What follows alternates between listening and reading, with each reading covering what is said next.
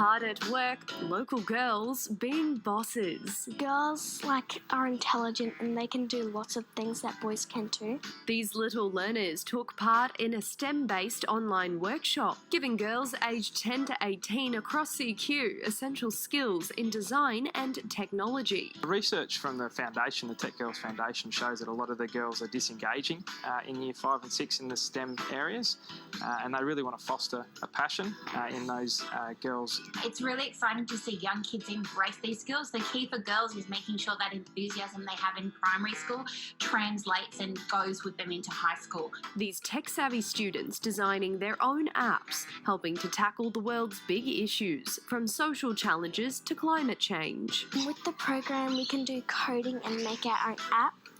With the app, I made to save money. I designed an app about littering. Buckets will be left around the area, so you can grab some tools from there and pick up some rubbish, and you'll earn 50 cents for each piece of rubbish you collect. Confident and ready to tackle the world, these brilliant young ladies know the sky's the limit. I would like to be a police officer because I want to keep people safe and make sure they're doing the right thing. Laura Mayers,